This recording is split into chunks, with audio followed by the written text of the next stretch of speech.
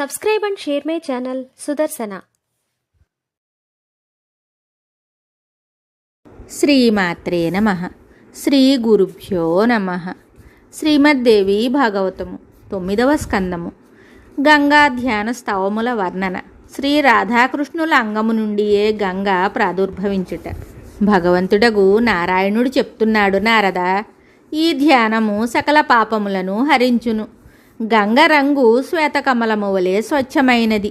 ఈమె సమస్త పాపములను పెకలించివేయును. పరబ్రహ్మ పూర్ణతమ భగవానుడగు శ్రీకృష్ణుని శ్రీవిగ్రహము నుండి ఈమె ప్రకటిత అయ్యను. ఈ పరమసాధ్వి ఆ స్వామి వలనే పరమయోగ్యురాలు. చిన్మయ వస్త్రములు ఈమె శోభను పెంపొందించును. రత్నమయ ఆభరణ విభూషిత బాదరణీయురాలైన ఈ దేవి శరత్పూర్ణిమ నాటి వందల కొలది చంద్రుల స్వచ్ఛమైన ప్రతిభను తనలో ఇముడ్చుకొని ఉండును. ఈమె ఎల్లప్పుడూ చిరునవ్వుతో శోభిల్లుచుండును. ఈమె తరుణావస్థయందు ఎప్పుడునూ శైథిల్యము రాదు. ఈమె శాంతస్వరూపిణి. భగవంతుడగు నారాయణునకు ప్రియమైనది. సౌభాగ్యం ఎప్పుడునూ ఈమెకు దూరము కాదు. ఈమె శిరము మీద దట్టమగు కేశములు ఉన్నాయి. మాలతీ పుష్పమాల ఈమె శోభను ఇనుమడింపచేయును. ఈ దేవి లలాటమునందు అర్ధచంద్రాకార చందనము అలిది ఉన్నది. దానిపైన సింధూరపు బొట్టు కలదు. గండస్థలమునందు కస్తూరి మొదలగు సుగంధ పదార్థములతో నానావిధములైన చిత్రములు రచింపబడినవి. ఈమె పెదవులు పరమ మనోహరమైనవి. పండిన బింబాఫలముల ఎరుపుదనమును కూడా తిరస్కరించినట్లుండును. దంతపంక్తి మనోహరము. దాని ముందు స్వచ్ఛమైన ముత్యాలహారము లెక్కలోనిది కాదు. ఈమె కటాక్షపూర్ణమైన చూపులతో కూడిన నేత్రములు ముగ్ధ మనోహరములు. అవి సుందరములై ముఖము మీద శోభిల్లుచుండును. శ్రీఫలాకారముతో ఉరోజములు రెండును విరాజమానములై ఉన్నవి. ఆమె చరణములు భూపద్మ ప్రభలను కూడా పరాభవించినట్టి సౌందర్యవంతములు. ఆమె ధరించిన పాదుకలు రత్నమయములై శోభిల్లుచుండును. దేవేంద్రుని తలమీది మందార పుష్పముల రజకణము కంటే కూడా ఆ దేవి శ్రీచరణములు అధిక లాలిమతో శోభిల్లుచున్నవి. దేవతలు, సిద్ధులు, మునీంద్రులు అర్ఘ్యముతో ఆ దేవి ఎదుట నిలుచుని ఉన్నారు. తాపసుల యొక్క జటాజూటములందలి తుమ్మెద పంక్తులతో ఈమె చరణములు విరాజమానములు. అనగా ఆమె పాదములకు నమస్కరించినప్పుడు ఆ తాపసుల జటాజూటములందలి తుమ్మెద పంక్తి శోభిల్లుచుండును. ఆమె పావన చరణములు ముముక్షువులకు ముక్తిని ప్రసాదించినవి. కోరికలు కలవారికి కోరికలు తీర్చునవి. పరమ ఆదరణీయురాలైన ఆ దేవి అందరికీ పూజ్యురాలు, వరప్రదాత, భక్తులను అనుగ్రహించు పరమదయాసాగరి. భగవంతుడగు విష్ణుపదమును ప్రసాదించు జనని, విష్ణుపదీ నామముతో ప్రసిద్ధురాలైన తల్లి.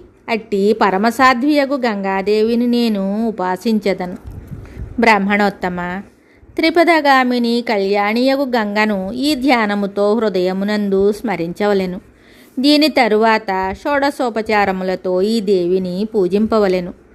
ఆసనము, పాద్యము, అర్ఘ్యము, స్నానము, అనులేపనము, ధూపము, దీపము, నైవేద్యము, తాంబూలము, శీతల జలము, వస్త్రము, ఆభూషణములు, పుష్పమాలలు, చందనము, ఆచమనము, సుందరమైన శయ్య, ఈ షోడశోపచారములను ఆ దేవికి నివేదించవలెను. భక్తితో వీటిని భగవతి గంగాదేవికి సమర్పించి ప్రణామము చేయవలెను. 2 చేతులు జోడించి స్తుతించవలెను. ఇట్లు గంగాదేవిని ఉపాసించు పురుషుడు భాగ్యవంతుడగును. అట్టి వానికి అశ్వమేధ యజ్ఞఫలము ప్రాప్తించును. నారదుడు చెప్తున్నాడు, దేవేశ, లక్ష్మీకాంత, జగత్పతి, నేనిప్పుడు భగవంతుడగు విష్ణువు యొక్క చిరసంగినియగు భగవతి గంగ యొక్క పాపహరము పుణ్యప్రదమగు స్తోత్రమును వినగోరుచున్నాను. భగవంతుడగు నారాయణుడు చెప్తున్నాడు, నారద, వినుము. నేనిప్పుడు పాపహరము పుణ్యప్రదమగు స్తోత్రమును వినిపించెదను. భగవంతుడగు శంకరుని సంగీతమును విని ముగ్ధుడైన శ్రీకృష్ణుని అంగము నుండి శ్రీ గంగాదేవి ప్రకటిత అయ్యను. శ్రీకృష్ణుని అవయవముల నుండి పుట్టిన రాధ మేని చెమటయే ద్రవరూపమైన గంగ. ఆమెకు నమస్కరించెదను. సృష్టి ఆరంభమున గోలోకమునందలి రాసమండలమున గంగ ఆవిర్భవించెను. ఆ దేవి శంకరుని సన్నిధిన విరాజమానయ్యి ఉండును. అట్టి భగవతి గంగకు ప్రణమిల్లుచున్నాను. కార్తీక పూర్ణిమ శుభ సమయమున రాధా మహోత్సవము జరుగును. అనేక గోపగోపికలు అందు పాల్గొంటారు. ఆ సమాజమునందు శోభాయమానురాలగు భగవతి గంగకు నమస్కరించెదను. 1,000,000 యోజనముల పొడవుతో 1,00,000 యోజనముల వెడల్పు కలిగి చక్కగా గోలోకమును ఆచ్ఛాదించిన భగవతి గంగకు నేను ప్రణమిల్లుచున్నాను. 60 లక్షల యోజనముల వెడల్పు, దానికి 4 రెట్లు విస్తారము కలిగి వైకుంఠమునందు విరాజమానురాలైన భగవతి గంగకు నమస్కరించుచున్నాను. 3 లక్షల యోజనముల వెడల్పు కలిగి దానికంటే 5 రెట్లు విస్తారముతో బ్రహ్మలోకము నుండి వ్యాపించి ఉన్న భగవతి గంగకు వందనమొనరించుచున్నాను. 3 లక్షల యోజనముల వెడల్పు, దానికి 4 రెట్లు పొడవును కలిగి శివలోకపు శోభను ఇనుమడింపచేయుచున్న గంగకు నేను ప్రణామము చేయుచున్నాను. 1,00,000 యోజనముల పొడవు, దానికి 7 రెట్లు వెడల్పు కలిగి ధ్రువలోకమునందు వ్యాపించి ఉన్న భగవతి గంగకు నేను నమస్కరించుచున్నాను. 1,00,000 యోజనముల వెడల్పు, దానికి 5 రెట్లు పొడవు కలిగి చంద్రలోకమునందు శోభిల్లెడు దేవి గంగకు నేను ప్రణమిల్లుచున్నాను. 60,000 యోజనముల పొడవు, దానికి 10 రెట్లు అధికముగా వెడల్పు కలిగి సూర్యలోకమున ఆవరించిన భగవతి గంగకు నేను నమస్కరించుచున్నాను. 1,00,000 యోజనముల పొడవు, దానికి 10 రెట్లు వెడల్పు కలిగి తపోలోకమున ఆవరించి ఉన్న భగవతి గంగకు నేను వందనమాచరించుచున్నాను. 1,000 యోజనముల విస్తారమును, దానికి 10 రెట్లు పొడవును రూపొందించుకొని జనలోకమునందు వ్యాపించిన గంగాదేవికి నమస్కరించుచున్నాను.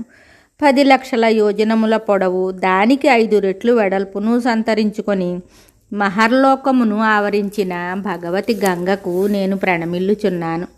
1000 యోజనముల విస్తారమును, 100 యోజనముల వెడల్పును కలిగి కైలాసమునందు వ్యాపించిన భగవతి గంగకు నేను నమస్కరించుచున్నాను. 100 యోజనముల పొడవు, 10 యోజనముల వెడల్పుతో మందాకిని అను పేరుతో చంద్రలోకమును శోభిల్లచేయు భగవతి గంగకు నేను నమస్కరించుచున్నాను. 10 యోజనముల విస్తారమును, దానికి 10 రెట్లు వెడల్పును కలిగి పాతాళలోకమున ప్రసిద్ధురాలై భోగవతి అను పేరుతో తేజరిల్లు భగవతి గంగకు నేను వందనమాచరించుచున్నాను.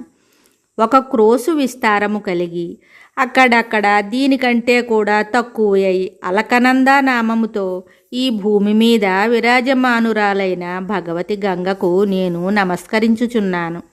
సత్యయుగమునందు పాలతో సమానముగా, త్రేతాయుగమునందు చంద్రుని వలె, ద్వాపరమునందు చందనము వలె, కలియుగమునందు జలముతో సమానముగా రూపొంది భూమి మీద ఇతర స్థలములలో అటానటా విహరిస్తూ స్వర్గమునందు నిరంతరము దుగ్ధము వలె ప్రకాశము కలిగి ఉండు భగవతి గంగకు నేను ప్రణమిల్లుచున్నాను. ఆ దేవి జలకణ స్పర్శతో పాపుల హృదయములందు జ్ఞానము ప్రకటితమగును.